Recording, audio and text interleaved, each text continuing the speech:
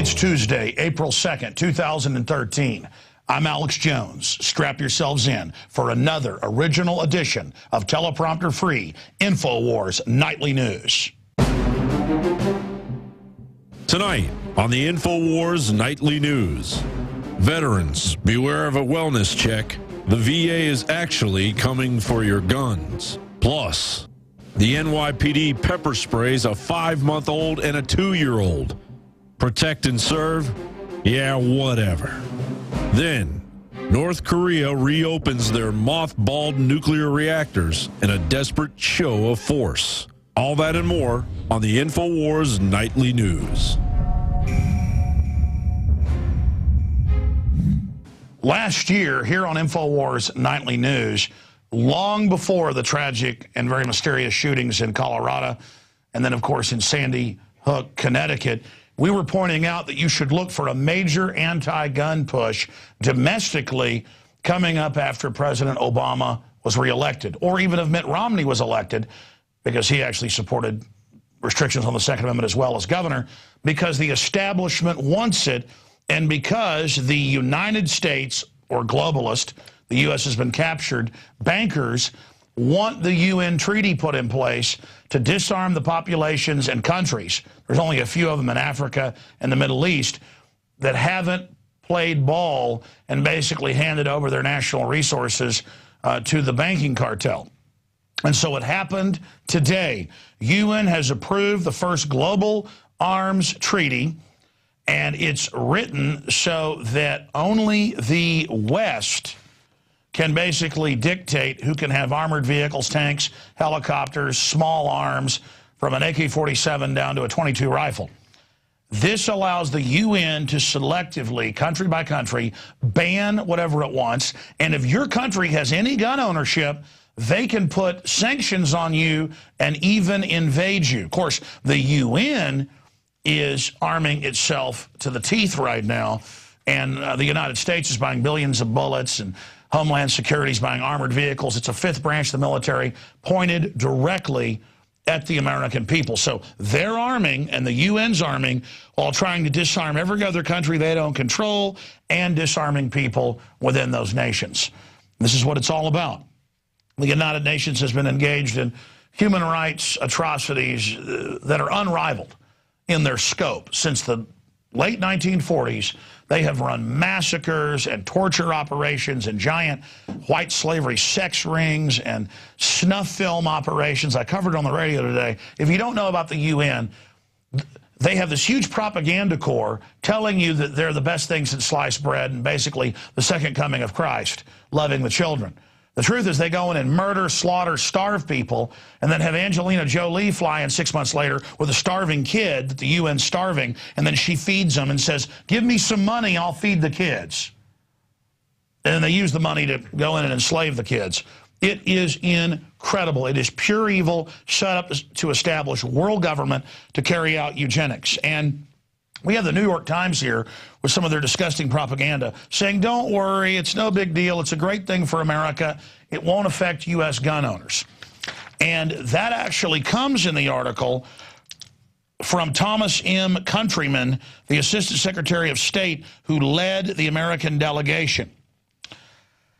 And in here he says, don't worry, it affects tanks, armored combat vehicles, large caliber weapons, combat aircraft, attack helicopters, warships, missiles and launchers, small arms, that's handguns, rifles, and light weapons, period. Ammunition exports, you see how they're coming after our ammunition, are subject to the same thing. So it puts it under this treaty.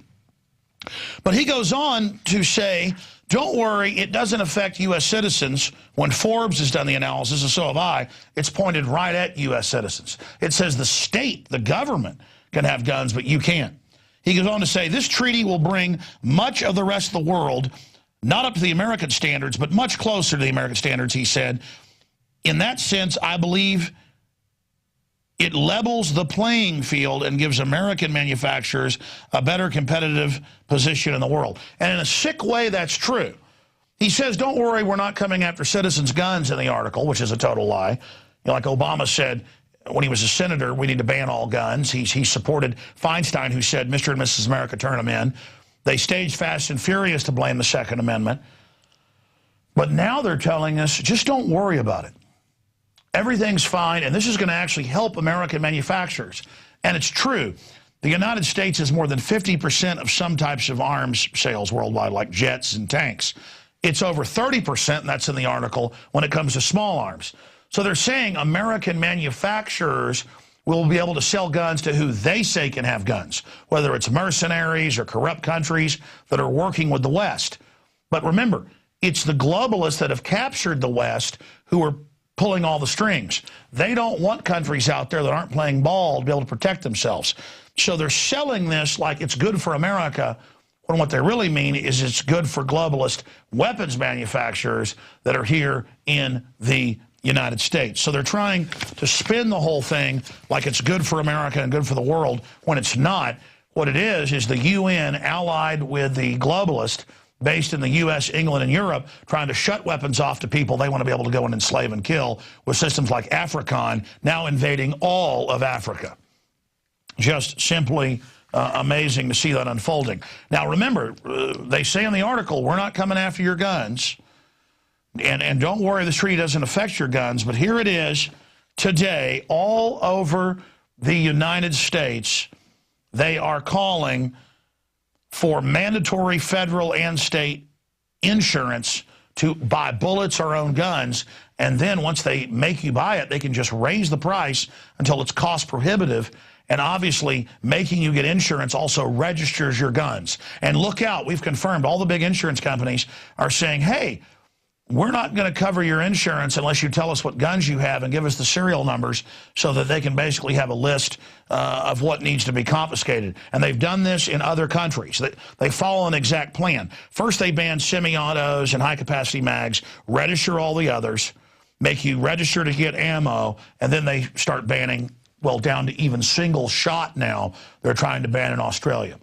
And the same thing's been done in over 100 countries. So it's a shake and bake operation. The whole thing has been scripted before. Continuing here, San Bernardino and the Inland Empire. This very city is going bankrupt to the globalists by design, signed onto derivatives. All of California, much of Michigan, it's all going bankrupt by design. We're being conquered economically, but California lawmakers in Sacramento want to tax ammunition and, again, make you get liability insurance of $10,000 a year to be able to have ammo. And then all ammo not registered is a felony. So this is how this works. They're making gun owners criminals. And I've got this fella coming on the show tomorrow on the radio show. Veterans' guns confiscated after forced psychiatric evaluation. And this gentleman, and it's in the local news, had no criminal record, honorably discharged, had a concealed carry permit that in his state you had to jump through a bunch of hoops to get. Navy veteran, 50 years old, and the police came, grabbed him, took him to the hospital, and they're now charging him for the 2-day stay. And they, the hospital, not a judge or a jury, is adjudicating him as dangerous and saying he can't own his guns. No judge, no jury. And this is the purge against the military. This is what they're going to do because they plan to replace everybody to begin with robots. So why should you be allowed? Oh, yeah, the planes, the submarines, the ships, the ground robots. Within 10 years, MIT, Pentagon, DARPA, none of you will be in combat anymore. None of us will be. Only the nanny state and their floating blimps with microwave guns and 30,000 drones they've already funded with $46 billion. I mean, this is a hellish nightmare future, taking our tax money, our energy, what the West has developed with our scientists, is all being put towards a technocratic, authoritarian nightmare. All of it is hammered down, being leveraged against us. The establishment has decided the future course of human development, and it looks like something that's a mix between Dr. Strangelove's, Kubrick vision of an apocalyptic world mixed with another film that Kubrick put out, A Clockwork Orange, mixed with equal parts 1984, THX 1138, A Brave New World, and Terminator. I mean, it is just not a future we want to be in. And by the way, it's not a future we are in. The religion of these people is not communism. It's not fascism. It is Luciferian, eugenics-based, I'm God. That's why we have a report up at Infowars.com right now of Kim Kardashian coming out and reports that she's going to basically name her baby Christ with a K, and her husband calling himself God. This is all part of just selling us this complete culture of death. Kim Kardashian naming her new baby after the Illuminati. And again, this is all part of the revelation of the method in our face. Continuing, Connecticut Legislature moves to impose severe restrictions on Second Amendment, banning above 10-round mags, registering ammo. There's more than 10 things they're doing. Magazines would be registered to then be confiscated. Penalties for magazines outside the home. Create a dangerous weapons registry. Universal background checks that they already have. That means you can't give your guns to your son or daughter. It just goes on and on. While government masses weapons against us at the very, very same time. Meanwhile, the NYPD that will not give visitors directions. I see that in the news all the time. You ask, officer, where's the Metropolitan Museum? Shut up, you don't ask me questions. I've actually seen video of this in other cities where one case was in Portland, Oregon, where they brought their kids to an anti-war protest, and the cops walk over to babies in strollers and spray them in the face. And the woman says, why'd you do that? And the cops say, don't bring your kid to an effing protest. Meanwhile, mother sues NYPD for pepper spraying babies. A mother has sued the Newark Police Department for using pepper spray on her 2-year-old and 5-month-old babies after cops accused her of turnstile jumping. And, oh, yeah, how dare you do that? The aggressiveness of the officers' demeanors has upset the 4-year-old daughter and her mother, who bent down to console and tell her everything will be okay, as they were then pepper sprayed. And that's what corruption is. That's what corrupt government is it is a bunch of gang members right out of Clockwork Orange hired to suppress the public. And they let the criminals out of the jails and make them the police and the security guards, and then the political dissidents are put in slave labor camps producing widgets for the establishment. And, of course, that's in the book A Clockwork Orange, made into a film by Stanley Kubrick. Where'd they get the idea? Nazi Germany, Communist China, Communist Russia, everywhere where authoritarians take over, whatever flavor it is, they release the prisoners, the hardened rapists and murderers, and make them their enforcers. They're doing that with the U.S. military, hiring all these hardened gang members and felons now, trying to make them cops. And then they argue, well, we've got to hire felons. Everybody's a felon now. But not the felon for marijuana, not the felon for pills, not the felon for nonviolent crimes. The felons they want, you stay in jail if you're nonviolent, are the hardcore killers who will get the job done and follow the orders of the tyrants. But soon there's going to be somebody who'll never be a felon. Combat robots. You go, what's a combat robot? I don't know. Some of the ones they declassified 20 years ago are a remote control tank that can now be self-autonomous, that pulls up at your house and puts nerve gas into your home, or CS gas, or opens fire with a Gatling gun, or who disgorges thousands of little robots that go into your house and explode. This is what they're developing. Robot dogs, you name it. And they admit it will be to oppress us. So we've given up control of our own development to a bunch of crazy technocrats. Continuing here tonight with the news, speaking of technocrats, America and Europe have been so free the last few hundred years compared to Asia, Mesoamerica, Latin America, and Africa, and other areas, because the revolutions of modern freedom came out of those zones. They had been very barbarous, that we produced incredible science and wealth. But now, look out, because that science and wealth has been hijacked by the globalist and is building a system of total oppression. Take North Korea. They were oppressed before the Japanese invaded the entire Korean peninsula. And leaving that oppression, they went to North Korean oppression. And so because they've always been oppressed, the people are kept at a subsistence level like animals, and only a few cities have electricity. and the government cannot even produce automobiles. And China keeps them on a short leash and barely gives them any weapons or anything. But meanwhile, the UN approved the head of ABB, Donald Rumsfeld, in the mid-90s to transfer reactors that can make fissile material for atomic warheads.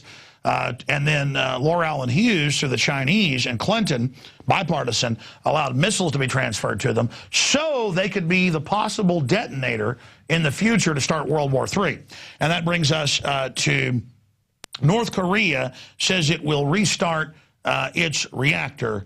And this is only so the government can get billions of bushels of wheat and millions of barrels of oil to then sell to China so that the top 1% of the communist hereditary dictators can eat the finest Colby beef and have American and Japanese film stars be brought in for sex parties. Oh, yeah, it isn't just Dennis Rodman that went there. Kim Jong-un and his father had a 7-story, and still do, pleasure palace where B-grade and C-grade stars go and service them for millions of dollars a day, so that they can take food aid from the West and sell it to do that.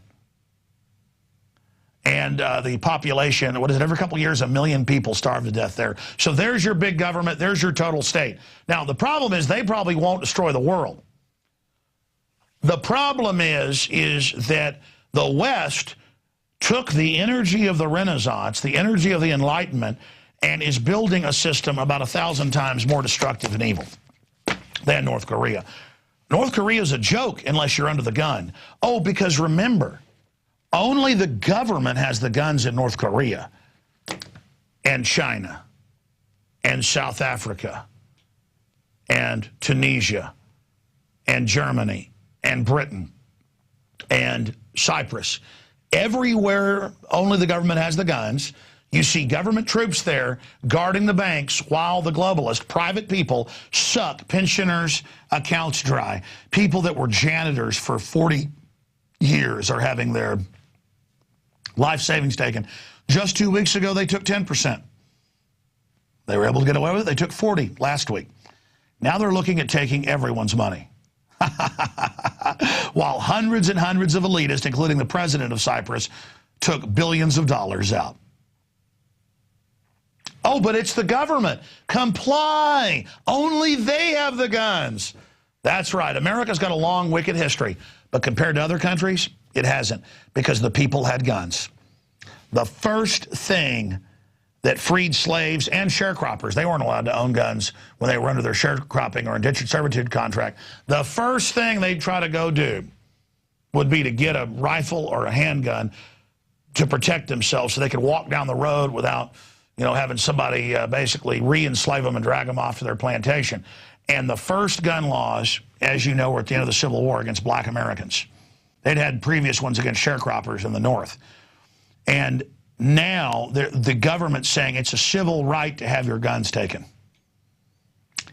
Let me tell you something. Remember, you were warned. When they take your guns, they're going to take your bank accounts, your pensions. They've already shipped most of your jobs overseas.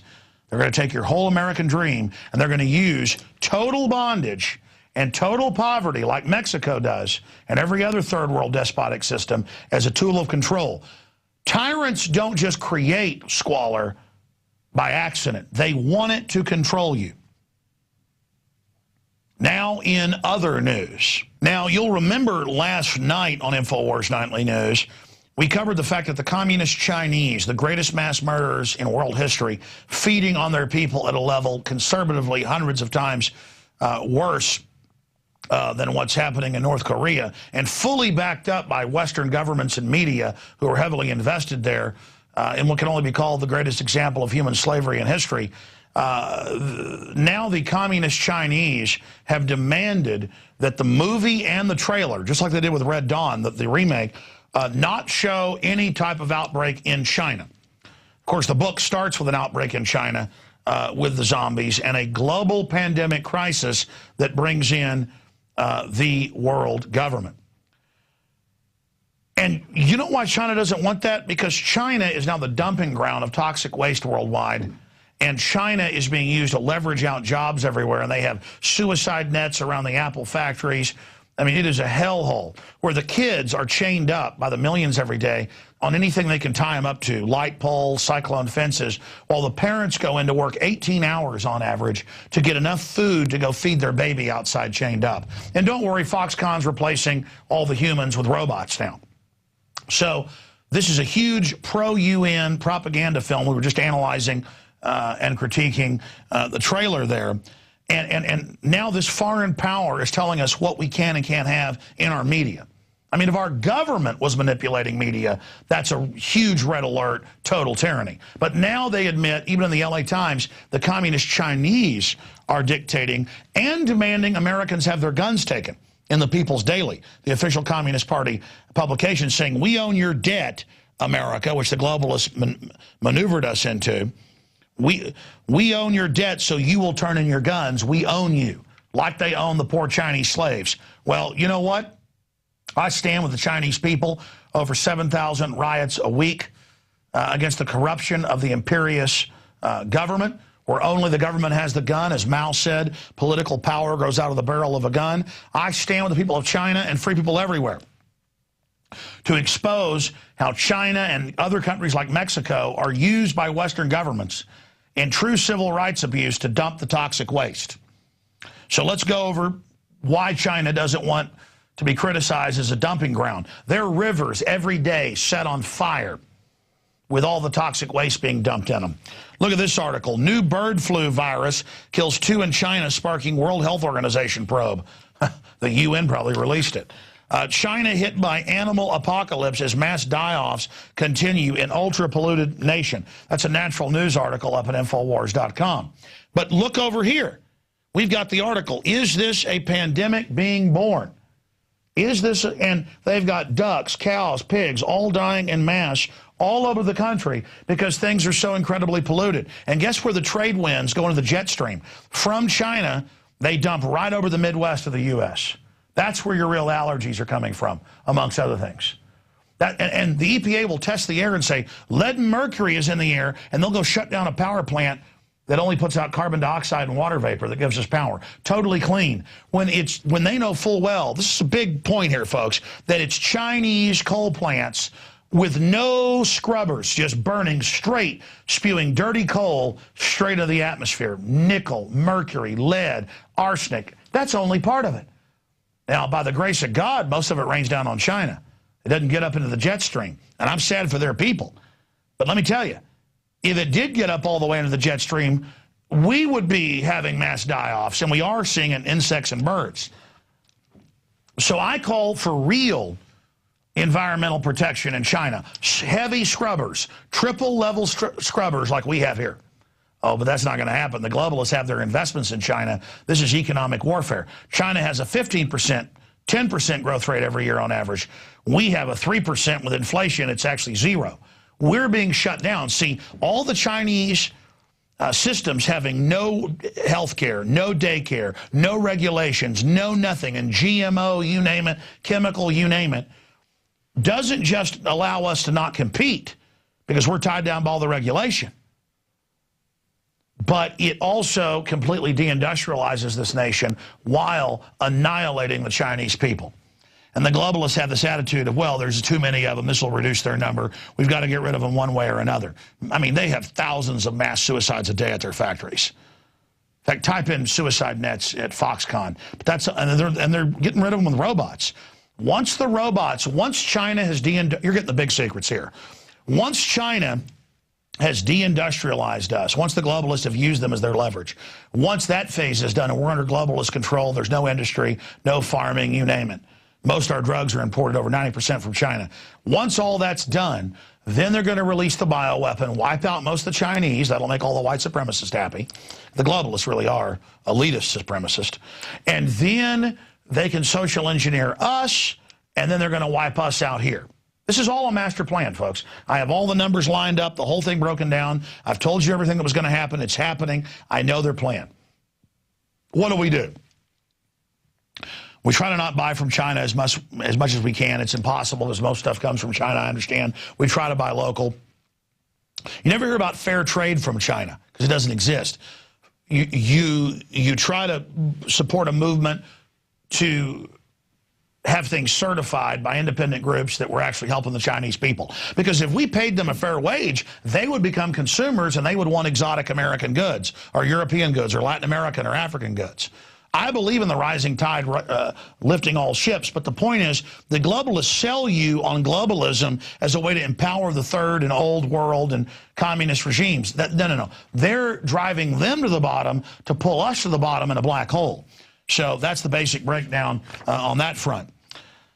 Now, finally, tonight, looking at this issue of China, imagine being Falun Gong practitioners who simply do your own exercises in your own meditation. And you're taken to giant organ rendering farms that makes Cloud Atlas look tame in comparison, you know, some nightmare future where clones are used for body parts. Folks, this is happening now. They have big color brochures we've shown where they grab people and take them to mobile execution vans and cut their organs out on the tarmac and then fly the organs to Japan, where rich Westerners go to have the organs put in. And so communist Chinese hospitals have advertised the last decade, hey, well, they're fresher if you get them here. We kill the person right next to you. And why don't we show people mobile execution vans? Yeah, that's a good idea. I mean, this is stuff that is just so incredible. And while they're trying to get us to focus on past human rights abuses, which are important, they're only doing that, though, to distract us from the current stuff that's going on. While we're all busy fighting with each other over black, white, Hispanic, Asian, the globalists are replacing the Chinese with robots. And while we're busy fighting over all this, $85 billion a month of U.S. taxpayer money goes to foreign private, no narcotics trafficking megabanks. I mean, we are absolutely wide open.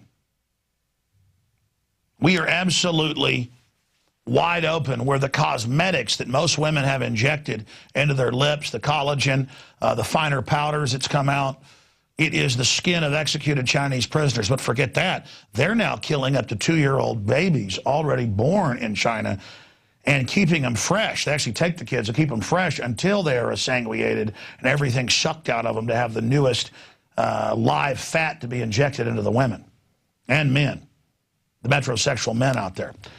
And you can pull that up for yourself. That's why the Journal of Bioethics is calling for killing U.S. babies up to age 3. This is all part of, hey, I'm a winner. I'm going to live off other people's body parts. That's how they sell it. That's how slavery has always worked, ladies and gentlemen. And if you go back to slavery with the Arab slave trade, the transatlantic slave trade, and then Westerners getting involved in slave trade, the people on the ships, if you read the real naval logs, they were slaves. Most of the crew had been knocked on the head in farmland of Wales, Scotland, you name it, Ireland. They like to grab kids because they can be re-educated at age 10, 11, 12, put on ships as slaves. It's called press gangs. And sent out on 5-year missions, which almost no one made it back from. That's why piracy was so incredible, because most people ended up dying, to go to the West Coast and pick up slaves. So they were slaves picking up the slaves as well. See, they don't want us having that unity of all of us having slavery in our past. They want to make it selective so that we're all at each other's throats, so we can't recognize the new mega slavery that's coming down on us. But yeah, type in mobile execution vans in China or execution vans China and show people, men, women, and children being walked on to the vans to be executed. And meanwhile, former Vogue editor reveals models are eating tissues to stay thin. And I saw, I mean, does that look like what men want? You know, one thing about what the aggregates show you from the porn industry, because I read the trade publications, Wall Street Journal report on it, is that it's women that are healthy and that women that have curves. You know, Marilyn Monroe, she'd be considered a beast today. Why do they sell that heroin chic? To make every woman feel inadequate, so you feel insecure, so you buy their products. I mean, that looks like a concentration camp victim. I don't see Nazi, you know, murder reels and get physically aroused, folks. I mean, this is sick. This is the sick culture of the men that run the fashion industry, who know that if they can make women feel ugly, that they will then buy their products. I mean, if the normal women look voluptuous and beautiful, you don't want that. So you show them an issue. I mean, go to drudgereport.com. Show that photo they had of the actual actress, the actual performer, the model, where it shows her thinking she's beautiful. She looks like she's in Dachau. I mean, she looks like she's in Auschwitz. She looks like she's in a Soviet gulag. Now, there it is. Look at that. Look at that.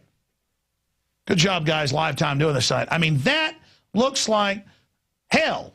And I go to the hike and bike trail, and I see women, and you can tell they're beautiful women who look like that. And I want to say, hey, lady.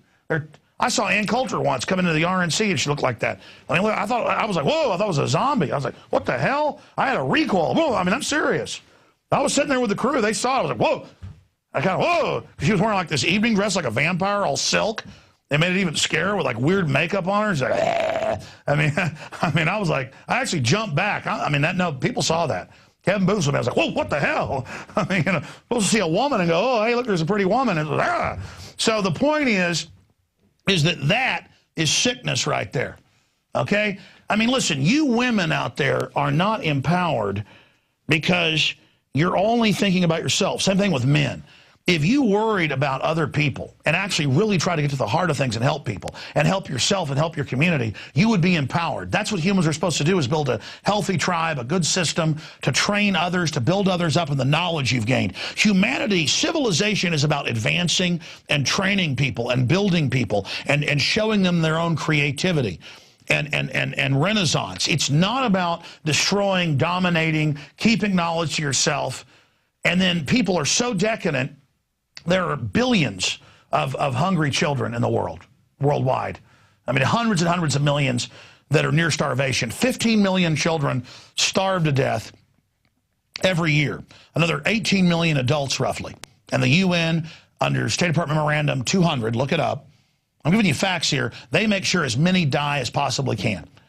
And you can go, well, you know, they're living in squalor because their industry's been cut off. If we would have industrialized them, they would have only had 2.2 kids on average or less, and we would have built a sustainable real world. When you hear sustainability, folks, it's a counterfeit of real sustainability. It's eugenics-based systems of total domination. And so to all the women out there, you know, women freak out when they get old. Men get freaked out when they get old, whatever. You're not going to be empowered being self-centered freaks who starve yourselves. You're going to be empowered thinking about 2-year-old Chinese children chained up outside slave factories. Why aren't we demanding Apple pay people enough? I mean, they talk about if an iPad cost $2 more, it would raise the standard of living of their hundreds of thousands of employees or subcontractors several hundred%. But Apple doesn't give a damn. They're a bunch of eugenicists, fake liberals. They're like, we're going to kill all those Chinese soon with bioweapons. Of course their kids are chained up by the thousands outside the factory. I mean, this is what we're talking about, ladies and gentlemen. Yeah, show Chinese children tied up when their parents are at work. Yeah, there it is. There's a shot out there I haven't seen in a few years where it shows hundreds of them chained up down a road. Type in Chinese children tied up to lamppost. I mean, you know, how could you be sitting there starving yourself because some drug addict guy who has like 500 sexual partners and who's got a bunch of diseases, who's going to be dying soon, and he hates women so much that he puts out an anorexic vision and you all grovel to them so that you can walk on a catwalk and feel like you were empowered. I mean, it's just purely satanic. So that's my point on that front. All right, moving on now to one of our final stories before we go to break, and David Knight's going to come in here and talk to a real whistleblower and someone who's getting things done, exposing government-sponsored terrorism in the UK. Before we go to that, here with teleprompter free news, Dallas County DA Cred Watkins says he's received death threats and that they now want to have their own, like they're the president, protection detail from whoever is killing DAs and prison wardens and police all over the country. Now, they're saying white supremacists did it because the script is only whites can engage in domestic terrorism. And actually, I've studied the MO. Real white supremacist groups that aren't Fed-run do have a history of killing police. They have a history of killing talk show hosts as well, okay? So you've got all of that going on. So, but they admit they have no proof, no clues. They're just saying white supremacists and the ADL, Southern Poverty Law Center, are. I mean, hell, if somebody slips on a banana peel, they say patriots did it, which they then connect to white supremacists. You see all the TV shows and movies pumping that same message out. So there's not unity, so that blacks, Hispanics, Asians, others, and much of this country is, quote, mixed. They're just human beings. But, you know, everybody's got to be in a group. Everybody's got to have a name. You can't believe you have a Bill of Rights. You can't believe you have a Constitution. You can't believe you have a right to keep and bear arms. You can't believe you have a right to a family and a right to not be a slave. Oh, no, anybody that talks like that, they must be a racist. Because, you know, the founders weren't perfect in their time. They just created a document that became the pole star or the North Star of people demanding their liberty and their humanity later. They're demonizing it because they're enslaving people worldwide to build the technocracy, the war machine, to then exterminate us. You get that? There's no light at the end of this tunnel. Now, I have to say this because no one is pointing this out.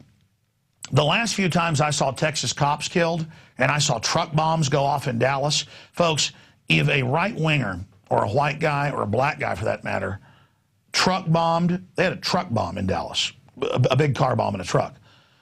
Missile attacks on newspapers in South Texas, kidnappings, mass murder, the Border Patrol being threatened, police being threatened.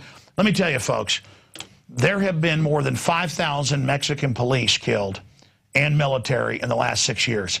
Over 60,000 dead now that we know of. They find mass graves all the time. The Mexican drug cartels want women, they just grab them. They want your kids, they grab them. There are 4 cartels battling with each other, 3 of them backed by the CIA, over monopoly control of the $500 billion a year. And let me tell you what's happening. The Mexican drug cartels, folks, worship the Grim Reaper. One of the big cartels worships the male Grim Reaper. The others worship the female Grim Reaper. How do you say the skinny one in Spanish? Folks, these people have been in a decade-long war. They are committed to death. And that's your drug war. The only way to all the cowardly police that are part of the fake drug war here in the U.S., you think you're just going to have Mexico implode, bring the drugs through there, have them all kill each other, and then not have it spill over? Ladies and gentlemen, the Mexican drug cartels do not care, okay? And in fact, I'm not even saying they're good people, but compared to the cowardly globalists that act like they're not drug dealers, they have about 100 times the courage of the CIA drug dealers and all the rest of them that sit here and have all these gullible people not think that the government's behind it. There's a real war down there with real cartels and real killers over who's going to control this, and they're already killing police all over. It's well known that if police don't play ball with the Mexican drug cartels, they're dead. And that's all that's happening. Here, let's pull up the death cult that has swept Mexico. People now pray to the Grim Reaper because Jesus hasn't helped them. They now pray. Type in Mexicans pray to the Grim Reaper. There's more than a dozen Grim Reaper cults, but the Grim Reaper is now more popular than Jesus Christ and Mary in Mexico because death delivers them from the hell they're in. Look at this. Look at this. Punch this up. Punch this up. Mass Grim Reaper worship. Do you think we're going to escape that here in the United States? There are Mexican drug gangs killing people from Indiana to Illinois to New York, and the government won't cover it because they want to keep the borders completely wide open. And more importantly, they want to keep the drugs illegal. Mexico is, their government is on the edge of toppling, even though they're incredibly corrupt, make billions off, billions a week off the drug, $500 billion a year, technically. Billions a week in their cut. They're saying decriminalize drugs. It's the only hope they've got. It will implode. When you take people's economic opportunity away, and the only way they can make money is off an illegal drug cartel, and they've got family back at home that's going to starve to death if they don't come up here and kill cops, folks, they're going to come and they're going to kill you because there's still a warrior spirit in Mexico. Mexico is corrupt. Mexico is out of control. Mexico is under evil influence. But the difference is their men are not drinking sodium fluoride and having their testicles chopped off. Okay? Just like the 1776ers would kill anybody who messed with them. The Mexicans are going to come up here in the fluoride-head America, and they're going to take over the drug cartels, and they're going to take over. So I want to tell the globalist mafia running things out there, you're going to be replaced by the Mexican mafia. and the Mexican La Reconquista crap because you are a bunch of cowards and your police are cowards. I know most of the police high up are dealing drugs, and you're all going to get killed. You're all going to be shot with your family and have your heads chopped off. I mean, that's just the way it is because you're cowards, because you're scum. You're too busy beating up people on the side of the road and writing tickets to people and taking houses and cars of people that weren't even involved in drugs, like Dallas has been caught doing, putting drugs in people's cars to take their property. Okay? So it might be white supremacist. I'll say 30% chance it's white supremacist. And maybe they know something we don't know. Okay? White supremacists, again, have their... Even though it's a distasteful group, like what's happening in Mexico, they haven't had their huevos, rancheros completely separated. They haven't been gelded yet. But I will tell you right now, it's probably Mexican drug cartels because they've covered up the past stuff going on. Okay? So there you go, folks. America, we're going to be cursed just like Mexico. And by the way, praying to the skinny one, praying to the Grim Reaper, singing along to the Blue Oyster Cult.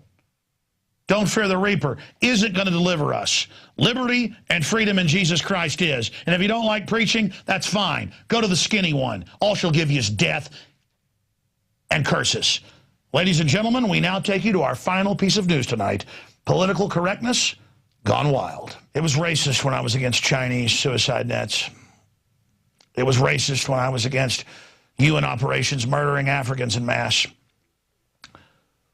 No, actually, that wasn't racist. That was globalist operations. That was okay.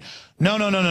I was racist, ladies and gentlemen, because of this, what you see here on the desk.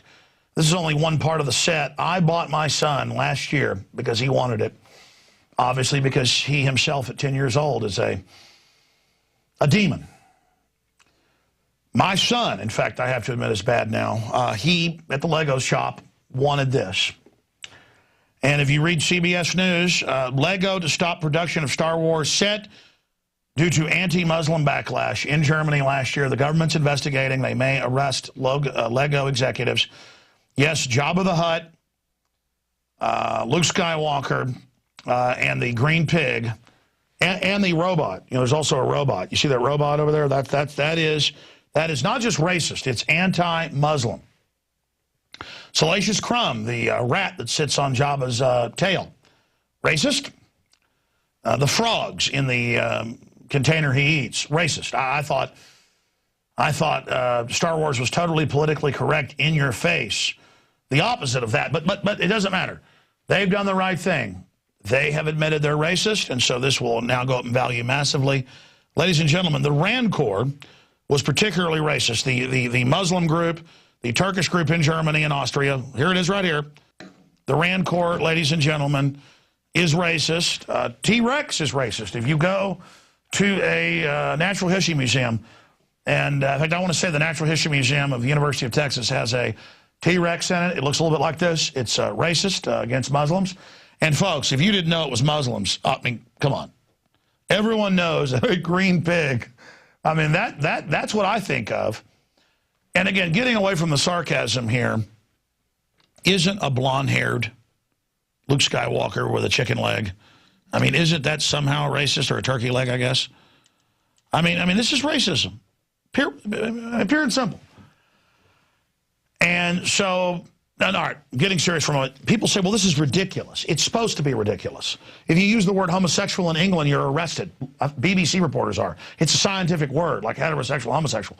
They want to train you where selectively everything's horrible, and then everything has a secret coded message to it, except for Africa being invaded by AFRICOM, the UN lining people up and shooting them, running white slavery rings with kids from Europe, Asia, Latin America, and Africa, suicide nets, mass death, mass poisoning, the discrimination of foreign banks robbing us en masse. They don't want you to see any of that. They want you to look for phantoms. I mean, how is this racist? A skeleton. Well, we've all got skeletons, but it's racist. So I want to just say then, fine. Fine. If the green pig is racist, the Rand Corps will now, here, there you go. And he will now eat it. And I promise to get rid of this toy set immediately. In fact, I'm going to burn it. Maybe tomorrow we should burn this on tomorrow's Nightly News with the lasers. Because, oh my God, I'm a racist. Oh, but wait, what do? I listen to the UN and the media now. They say pay carbon taxes, give up my rights, families are bad, heterosexualism is bad. That's how I prove I'm not racist. And I grow a big beard and mustache and colored socks and dance around and act trendy. And I put makeup on. So that's how I prove I'm not bad. And if I'm a woman, I admit I'm ugly, even though I'm beautiful, and I lose a bunch of weight and eat tissues. That's how I prove I'm not racist as well. I mean, folks, they're feeding us total mental illness. There is nothing to do with Muslims, nothing to do with Arabs in the desert setting of Tatooine. And this is political correctness, not run amok. I mean, first they ban dodgeball, then they ban everything else, playing and jogging at school, because they want you to follow whatever order it is, no matter how ridiculous. Why do they arrest you for a plastic fork or spoon at school, but the school can issue them? Why do they arrest you for a Luden's cough drop that didn't even have drugs in it? Because it's about teaching you you're bad, the government and the media, why they are good. I don't want to burn this with a laser because it's such a collector's item. Let me ask my son who's out there tonight. Son, you want to laser beam this tomorrow? Huh? Oh, he's all thumbs up out there.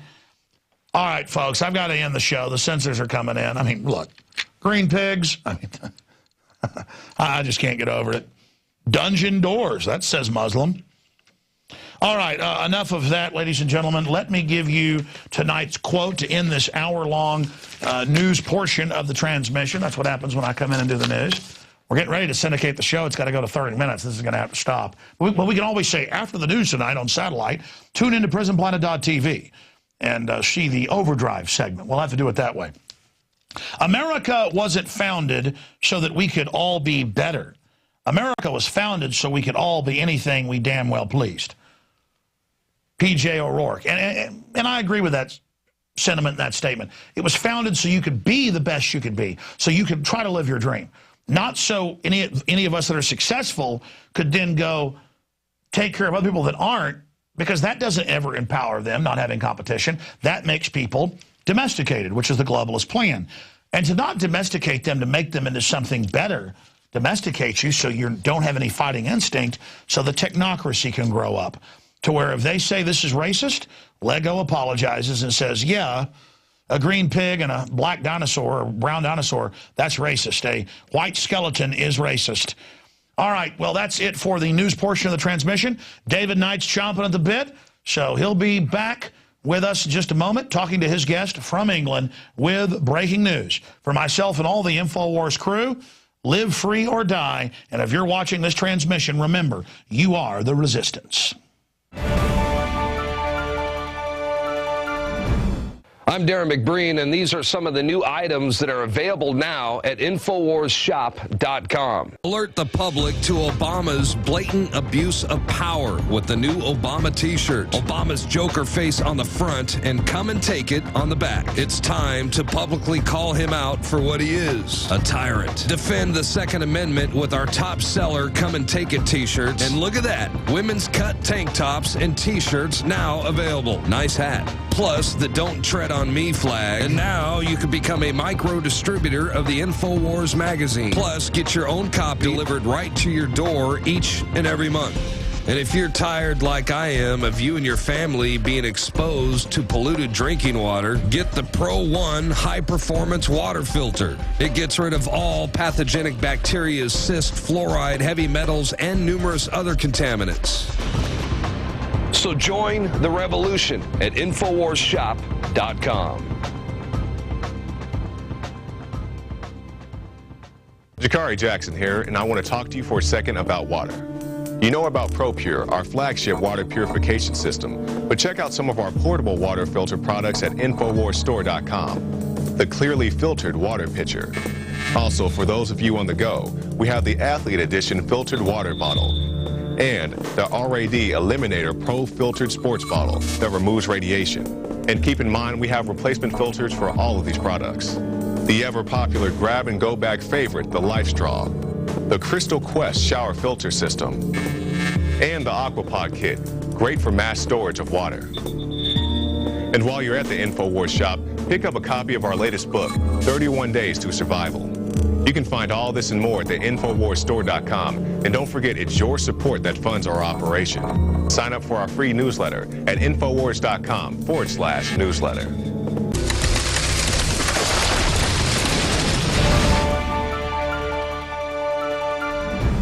Well, it's been 11 and a half years since September 11th, but the story is even more relevant today in many ways because we've seen it used to justify wars, we've seen it used to destroy domestic liberties and create a police state, a surveillance state here in America.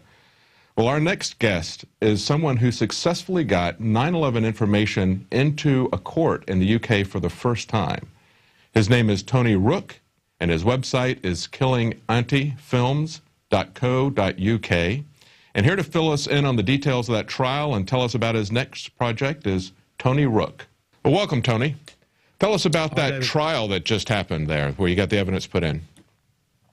Yeah, the Horsham trial, very interesting. It was an avenue that I discussed very briefly with Tim Spark, who I think was a producer on one of the Loose Change movies, Final Cut, I think.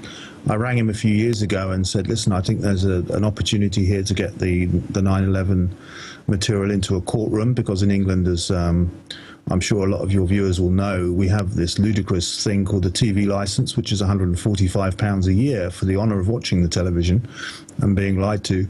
And I said, well, listen, the BBC has a royal charter and also editorial guidelines, so they do have legal restrictions on what they can and can't say.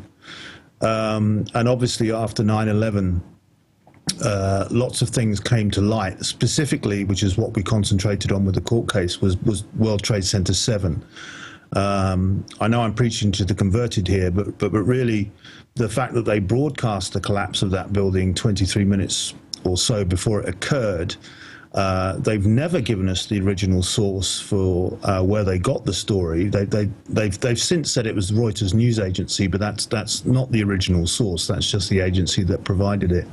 That was the evidence that we really sort of went in on. We didn't concentrate so much on the Twin Towers. We just concentrated on Building 7. And I haven't paid a TV license in this country for some time now, an awfully long time, since around about 2006. Now that would automatically get a £1,000 fine. And anyway, this guy turned up at my door one day and said, "Where's your TV license?" I said, "I don't have one." I gave him one of my cards, which I hand out to people saying, "Don't pay it, it's treason." And he was slightly intrigued and said to me, well, and I said, the evidence is incontrovertible because of the NIST report and the fact that World Trade Center 7 fell in freefall for 2.25 seconds. He looked completely mystified. And cut a very long story short, David, we ended up in court in Horsham on February the 25th. And so I found myself standing before a district judge who really didn't know what to do with it. I'd brought over witnesses like Niels Harrit, who was one of the sort of pioneering scientists on the thermitic materials in the World Trade Center dust. Tony Farrell, former senior police intelligence officer for South Yorkshire Police. Oh, crikey. I had about 6 witnesses. Ian Henschel, one of the leading authors on 9/11 in the UK. Adrian Mallett, former firefighter and engineer. Peter Drew, who's coordinated the campaign against the BBC, trying to get them to tell us where they got the information on World Trade Center 7. I'm sure I'm leaving somebody out. Ray Savage, a former anti-terrorist officer in the UK, and we had a very good lineup of witnesses, and the judge and 150 people turned up, by the way, to watch the trial. All right. And couldn't get into the courtroom because it only accommodated 35 people. And the judge didn't really know what to do with it. His hands were tied. He said, "Well, listen, I can only deal with the litigation at hand, and that is that you don't have a TV license." And I said, "Well, no, I don't. I'm guilty on that count, sir." And but he knew, he'd seen the evidence pre-trial. He has to study it, obviously. I'd submitted an hour-long video on World Trade Center 7 with my evidence, And of course, all the eyewitness evidence by people like Craig Bartmer, who was the New York Police Department guy who was next to World Trade Center 7 when it went down, who'd heard the explosions, etc. So it was, I mean, and that's a tiny fraction of it. And yeah, he was very, very fair, I have to say. I think he was fair. And he said, listen, I can't deal with that today. I don't have the power to deal with that today. But normally what would happen, David, is that you would be given a £1,000 fine for not having a TV license for as long as I did, which I think was about 2006. And I wasn't fined a penny, not a penny. That's interesting. And after yeah, seeing the evidence, he didn't fine you. Yeah, absolutely. You just had to pay. You just had to pay court costs. Was the only. I paid £200 court costs, which was the lowest. I was told by the prosecution, who had seen films that I'd made, which the first film I'd made was called Reasonable Cause, which was really a compilation of people like Dylan Avery and Dave von Kleist. But it was concentrating on the legislation that we have in the UK on terrorism, which is specifically in this country, it's called Section 15, Article 3, which if you have reasonable cause to believe that you could be funding the purposes of terrorism, then you don't pay. So that was the legislation I was using going in to argue against the BBC that I had reasonable cause because of the Building 7 story not to pay. And the judge was evidently swayed. And the prosecutor, I won't mention his name, did actually donate to my costs. So that's usually a good sign, I think. That's amazing. That's amazing. Yeah. Well, even as Alex has pointed out recently, and he started to make an issue out of it, it's become mainstream news that our government not only created Al-Qaeda, but is even running Al-Qaeda. So even if you follow their official story, it looks as if they're funding terrorism, and it's basically reported, but you know they don't pay any attention to that. I mean, look at Libya and the other places; they're their agents in those places. But we want to stay on 9/11 because that's where you've been focused for several years, and you've got an interesting project that's coming up. But before we talk about that project, I had seen another documentary that you did about Tony Farrell, and he's a police investigator who basically woke up a couple of years ago about this, and Alex has interviewed him. It's an excellent documentary. I'd like to show people a real quick clip of that, just to get a feel for the kind of work that you do, because it's a very good quality documentary work that you do, Tony. Thank you.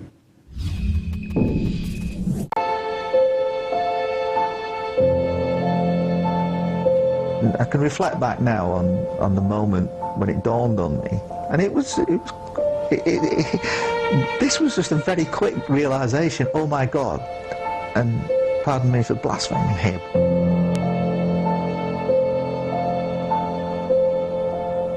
Once that electric light bulb switches on, your whole world changed. Mine did, because it was almost like instantly I realized that for the best part of 9 years I'd been deluded about 9/11. What told me that something was radically wrong with 9/11 did not come from anything internal in the police information system. On the contrary, it all was available to anybody, any researcher, anybody with an interest who's willing to look at this with an open mind. So tell me how you found Tony Farrell. Backstory on this documentary.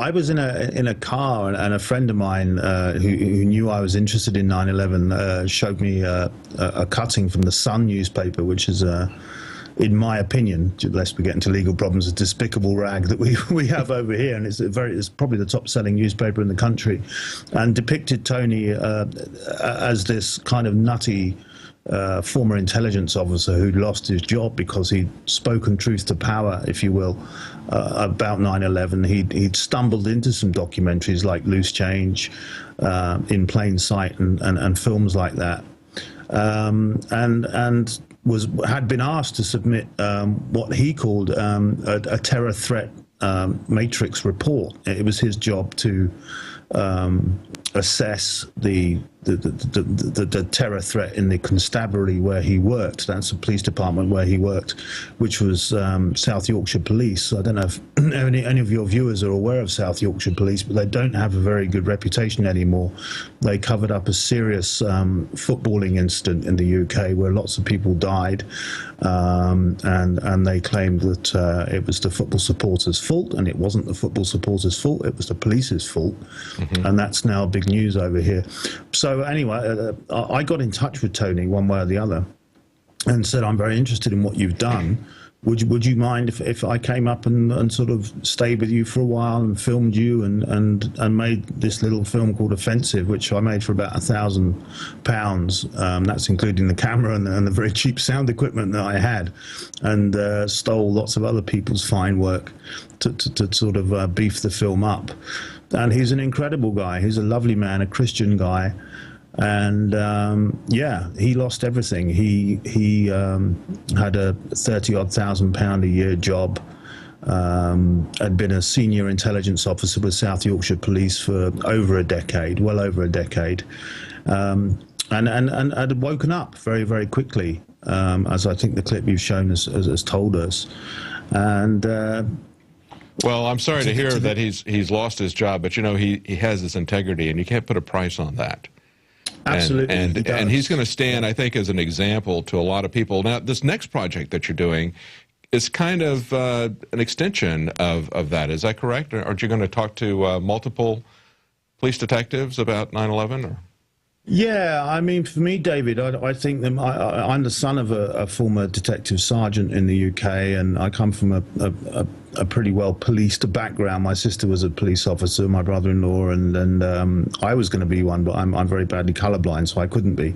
But so when I woke up to 9/11, it's occurred to me in recent years that the public, I don't know, they're still asleep, and really at the end of the day, we really need to wake up the law enforcers and the Army and then the Air Force and the Navy, maybe to get their weapons turned around because they're pointed at the wrong people. But the police, certainly, that they need to be aware of the fact that that they are working for these people who orchestrate this awful stuff, Operation Northwoods, Operation Gladio, which I know I'm preaching to the converted here, which I did mention in court.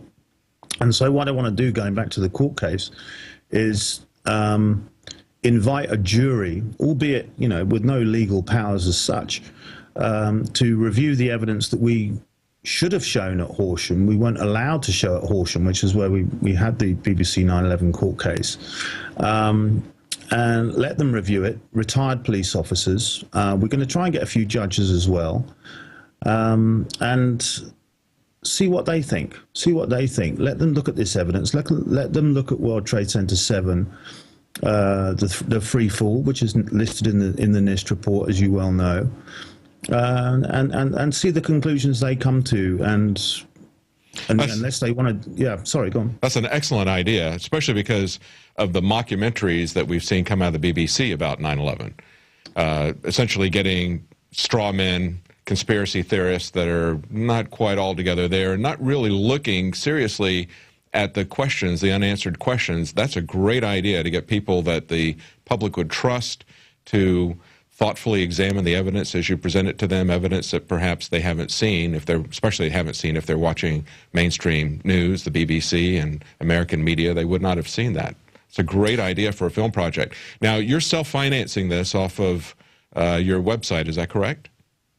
Yeah, Killing Auntie Films. Auntie is, I'm going to sound very posh now, it's a metaterial sobriquet. The BBC in England is referred to as Auntie. It's an affectionate title, Auntie Beeb, Auntie BBC.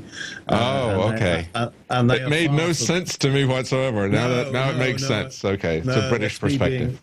Dreadfully pretentious, but it's it's I used to work for the BBC, and I was very proud, David. I was very proud when I got my job with the BBC. It's a good job, and it's a highly thought of, was a highly thought of institution. Not so much nowadays. They've had a paedophile ring discovered inside. That's right, it. And, with Jimmy Savile, and even some evidence that Scotland Yard was giving celebrity pedophiles a pass and that sort of thing. So looks like the corruption at the BBC and Scotland Yard, they've really gotten some black eyes, as they should.